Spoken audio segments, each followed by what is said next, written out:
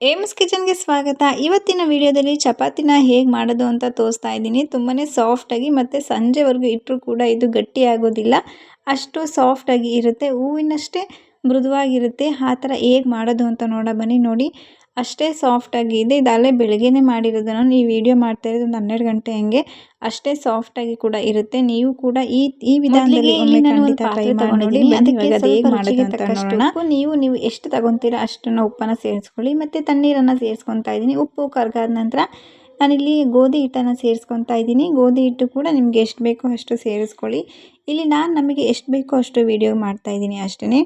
ಇದಕ್ಕೆ ಎಣ್ಣೆ ಆಗಲಿ ತುಪ್ಪ ಆಗಲಿ ಏನನ್ನು, ಹಾಲನ್ನಾಗಲಿ ಏನನ್ನು ಕೂಡ ಸೇರಿಸ್ಬೇಡಿ. ನೀರನ್ನು ಉಪಯೋಗಿಸಿ ಮಾತ್ರ ಇದನ್ನು ಚೆನ್ನಾಗಿ ನಾದ್ಕೊಳ್ಳಿ ಅಷ್ಟೇ. ಬೇರೆ ಏನು ಕೂಡ ಹಾಕಬೇಡಿ. ಹಾಗೆ ಮಾಡಿ ನೋಡಿ. ಎಣ್ಣೆ ಕೂಡ ಉಪಯೋಗಿಸ್ಬೇಡಿ. ಎಣ್ಣೆ ಹಾಕಿದ್ರೇ ಚಪಾತಿ ಗಟ್ಟಿ ಬರೋದು. ತುಂಬ ಹೊತ್ತು ಇಡೋಕ್ಕಾಗೋದಿಲ್ಲ, ಚಪಾತಿ ಗಟ್ಟಿ ಆಗೋಗುತ್ತೆ. ಅದಕ್ಕೆ ಬರೀ ನೀರು ಮಾತ್ರ ಹಾಕ್ಕೊಂಡು ಕಲಸಿ ಅಷ್ಟೇ. ಬರೀ ನೀರು ಮಾತ್ರ ಹಾಕ್ಕೊಂಡು ಕಲಸಿ ನೋಡಿ, ತುಂಬಾ ಚೆನ್ನಾಗಿ ಬರುತ್ತೆ.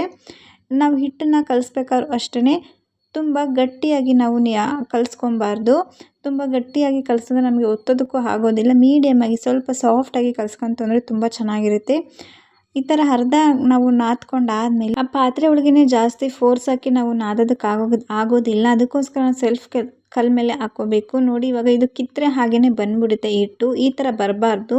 ನಾವು ಕಿತ್ತರೆ ಅದು ನಾರು ಥರ ಬರಬೇಕು. ಆ ಥರ ನಾವು ಚಪಾತಿ ಹಿಟ್ಟನ್ನು ಅದಕ್ಕೆ ನಾವು ತರಬೇಕು. ನಾವು ಈ ಥರ ಚೆನ್ನಾಗಿ ನಾದಿದಷ್ಟು ಚಪಾತಿ ತುಂಬ ಸಾಫ್ಟಾಗಿ ಬರುತ್ತೆ. ನೀವು ಕೂಡ ಚೆನ್ನಾಗಿ ನಾದಿ. ರೊಟ್ಟಿ ಆಗಲಿ ಚಪಾತಿ ಆಗಲಿ ಚೆನ್ನಾಗಿ ನಾದಬೇಕು. ನಿಮ್ಮ ಕೈಲಿ ಎಷ್ಟು ಶಕ್ತಿ ಇರುತ್ತೋ ಅಷ್ಟು ಶಕ್ತಿನೂ ಕೂಡ ಹಾಕಿ ಚೆನ್ನಾಗಿ ನಾದ್ಕೊಳ್ಳಿ. ಚೆನ್ನಾಗಿ ನಾದಿದಷ್ಟು ನಮಗೆ ಚಪಾತಿ ತುಂಬ ಚೆನ್ನಾಗಿ ಬರುತ್ತೆ. ನೋಡಿ, ಇವಾಗ ಅದಕ್ಕೆ ಬಂದಿದೆ.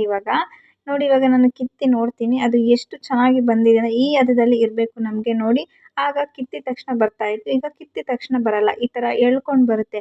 ಆ ಟೈಪಲ್ಲಿ ಇರಬೇಕು. ಈಗ ಚೆನ್ನಾಗಿ ನಾದಿದ್ದಾದ ನಂತರ ನಾನು ಅದೇ ಬಟ್ಲಿಗೆ ಹಾಕಿ ಅದಕ್ಕೆ ಒಂದು ಪ್ಲಾಸ್ಟಿಕ್ ಕವರ್ನ ನಾನು ಕ್ಲೋಸ್ ಮಾಡಿ ಇಡ್ತಾಯಿದ್ದೀನಿ. ಯಾಕಂದರೆ ಮೇಲಿನ ಭಾಗ ಅದು ಒಣಗಬಾರ್ದು. ಒಣಗಿದ್ರೆ ನಮಗೆ ಚಪಾತಿ ಲಟ್ಸೋದಕ್ಕೆ ಆಗೋದಿಲ್ಲ. ಅದಕ್ಕೋಸ್ಕರ ಮೇಲಿನ ಭಾಗ ಪ್ಲೇಟ್ ಮುಚ್ಚಿದ್ರೆ ಏನಾಗುತ್ತೆ ಅಂದರೆ ಅದಕ್ಕೆ ಗಾಳಿ ಆಡೋ ಸಾಧ್ಯತೆ ಇರುತ್ತೆ. ಅದಕ್ಕೋಸ್ಕರ ಈ ಥರ ಪ್ಲಾಸ್ಟಿಕ್ ಕವರ್ನ ಇಲ್ಲಾಂದರೆ ಬಟ್ಟೆಯನ್ನು ಕವರ್ ಮಾಡಿ ನೀವು ಇಟ್ಬಿಡಿ. ನಮ್ಮ ತಾಯಿಯವರೆಲ್ಲ ಏನು ಮಾಡ್ತಿದ್ರು ಅಂದರೆ ರಾತ್ರಿನೇ ಇದನ್ನು ಕಲಸಿ ಇಡ್ತಾಯಿದ್ರು. ಅಂದರೆ ನಾವಿವಾಗ ಬೆಳಗ್ಗೆ ಹೊತ್ತು ಮಾಡ್ತೀವಿ. ಬೆಳಗ್ಗೆ ಎದ್ದ ತಕ್ಷಣ ನಾವು ಈ ಥರ ಕಲಸಿ ಇಟ್ಟರೆ ಒಂದು 2 ಅವರಾದ್ರು ನಾವು ಈ ಥರ ಬಿಟ್ಬಿಡಿ. ಬೆಳಗ್ಗೆ ಎದ್ದ ತಕ್ಷಣ ನಾವು ಕಲಸಿಟ್ರೆ ನಾವು ಚಪಾತಿ ಹೊತ್ತೋದು ಒಂದು 8 ಗಂಟೆ 8:30 ಅಷ್ಟೊತ್ತಿಗೆ ನಾವು ಚೆನ್ನಾಗಿ ಇದು ನೆಂದಿರುತ್ತೆ. ಆಗ ತುಂಬ ಚೆನ್ನಾಗಿ ಲಟ್ಟಿಸ್ಕೊಳ್ಳೋಕ್ಕೆ ತುಂಬ ಚೆನ್ನಾಗಿರುತ್ತೆ. ಅದಕ್ಕೋಸ್ಕರ ನೋಡಿ, ಇವಾಗ ನಾನು ಲಟ್ಟಿಸಿ ತೋರಿಸ್ತಾ ಇದ್ದೀನಿ. ಚಪಾತಿ ಲಟ್ಟಿಸೋದು ಎಲ್ಲರಿಗೂ ಗೊತ್ತೇ ಇರುತ್ತೆ. ಈಗ ನಮಗೆ ಯಾವ ಸೈಜಲ್ಲಿ ಬೇಕು ಆ ಸೈಜಲ್ಲಿ ನಾವು ಉಂಡೆಯನ್ನಾಗಿ ಮಾಡ್ಕೊತಾ ಇದ್ದೀನಿ. ನಾವು ಚಪಾತಿ ಮಾಡಬೇಕಾದ್ರೆ ತೀರಾ ತೆಳ್ಳಗೆ ಮಾಡಬಾರ್ದು. ನಮಗೆ ತುಂಬ ಹೊತ್ತು ನಮಗೆ ಸಾಫ್ಟಾಗಿ ಇರಬೇಕು ಅಂದರೆ ಸ್ವಲ್ಪ ಗಟ್ಟಿಯಾಗಿ ಮಾಡಬೇಕಾಗಿರೋ ನಾನು ಈ ಸೈಜಲ್ಲಿ ತಗೊಂಡಿದ್ದೀನಿ. ಈಗ ಎಲ್ಲನೂ ಕೂಡ ಉಂಡೆಯನ್ನಾಗಿ ಮಾಡಿ ತಗೊಂಡಿದ್ದೀನಿ. ನಂತರ ಇವಾಗ ಚಪಾತಿನ ಲಟ್ಟಿಸ್ಕೊತಾ ಇದ್ದೀನಿ. ನೋಡಿ, ಲಟ್ಟಿಸ್ಕೊಬೇಕಾದ್ರೆ ಆಲ್ರೆಡಿ 2 ಲಟ್ಟಿಸಿ ಇಟ್ಟಿದ್ದೀನಿ. ಕೆಲವೊಬ್ಬರಿಗೆ ರೌಂಡ್ ಶೇಪಲ್ಲಿ ಲಟ್ಟಿಸೋಕ್ಕೆ ಬರೋದಿಲ್ಲ. ಅವರು ಏನು ಮಾಡಬೇಕು ಅಂದರೆ ನಿಮ್ಗೆ ಯಾವ ಶೇಪಲ್ಲಿ ಬರುತ್ತೆ ಆ ಶೇಪಲ್ಲಿ ಲಟ್ಟಿಸಿ ಒಂದು ಪ್ಲೇಟ್ ಇಟ್ಟು ಅದನ್ನು ರೌಂಡ್ ಶೇಪಾಗಿ ಮಾಡ್ಕೊಬೋದು. ಆ ಚಪಾತಿ ನಾವು ಲಟ್ಟಿಸ್ಬೇಕಾದ್ರೂ ಅಷ್ಟೇ ತೀರಾ ತೆಳ್ಳಗೆ ನಾವು ಲಟ್ಟಿಸ್ಕೊಬಾರ್ದು. ಸ್ವಲ್ಪ ಮಂದಾಗಿದ್ದರೆ ನಮಗೆ ಚಪಾತಿ ತುಂಬಾ ಸಾಫ್ಟಾಗಿ ಕೂಡ ಬರುತ್ತೆ. ಇವಾಗ ನೋಡಿ, ಲಟ್ಟಿಸ್ಕೊಂಡಾಗಿದೆ. ನಾನಿವಾಗ ಎಲ್ಲ ಕೂಡ ಒಂದೇ ಲೆವೆಲಲ್ಲಿ ಇರಬೇಕು. ಕೆಲವೊಬ್ಬರು ಸೈಡಲ್ಲೆಲ್ಲ ದಪ್ಪ ದಪ್ಪ ಇರುತ್ತೆ, ಮಧ್ಯದಲ್ಲೆಲ್ಲ ತೆಳ್ಳಗಿರುತ್ತೆ. ಆ ಥರ ಮಾಡ್ಕೊಂಬಿಟ್ರೆ ಚಪಾತಿ ಚೆನ್ನಾಗಿ ಬರೋದಿಲ್ಲ. ನೋಡಿ, ಲಟ್ಟಿಸ್ಕೊಂಡಾಗಿದೆ. ನಾನೀಗ ತವೆನ ಕಾಯಕ್ಕೆ ಇಟ್ಟಿದ್ದೀನಿ.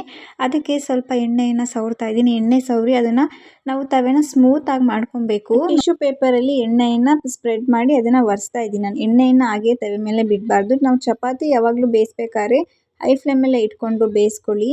ನೋಡಿ, ಚಪಾತಿ ತುಂಬ ಚೆನ್ನಾಗಿ ಬೇಯಬೇಕು. ನಾವು ಚಪಾತಿ ಬೇಯಿಸ್ಬೇಕಾದ್ರೂ ಅಷ್ಟೇ ಎಣ್ಣೆಯನ್ನು ಉಪಯೋಗಿಸ್ಬೇಡಿ. ನೀವು ಬೇಕಾದ್ರೆ ಯೂಸ್ ಮಾಡಿ ನೋಡಿ ಆ ಚಪಾತಿಗೂ ಈ ಚಪಾತಿಗೂ ಎಷ್ಟು ವ್ಯತ್ಯಾಸ ಇರುತ್ತೆ ಅಂತ. ನೋಡಿ, ಇವಾಗ ಹೈ ಫ್ಲೇಮಲ್ಲಿ ಇಟ್ಕೊಂಡು ನೀವು ಮಾಡ್ಕೊಳ್ಳಿ. ಚಪಾತಿ ಜಾಸ್ತಿ ನಾವು ಬೆಂದಿದಷ್ಟು ಚಪಾತಿ ಗಟ್ಟಿ ಬಂದ್ಬಿಡುತ್ತೆ. ನೋಡಿ, ತುಂಬ ಚೆನ್ನಾಗಿ ಚಪಾತಿ ಬೇಯ್ತಾ ಇದೆ. ಎಣ್ಣೆ ಹಾಕ್ದಲೇ ಬೇಯಿಸಿ ನೋಡಿ, ತುಂಬ ಚೆನ್ನಾಗಿರುತ್ತೆ. ಎಣ್ಣೆ ಹಾಕಲ್ವ ನಾನು ಅಂದರೆ ಎಣ್ಣೆ ಹಾಕ್ತೀನಿ. ಚಪಾತಿ ಬೆಂದಾದ ನಂತರ ನಾನು ಎಣ್ಣೆ ಹಾಕ್ತೀನಿ. ಪ್ಲೇಟಿಗೆ ಇಡ್ತೀನಲ್ಲ ಆಗ ಸುಡ ಇದ್ದಾಗಲೇ ನಾನು ಎಣ್ಣೆನ ಸ್ಪ್ರೆಡ್ ಮಾಡಿಬಿಡ್ತೀನಿ ಅಷ್ಟೇ.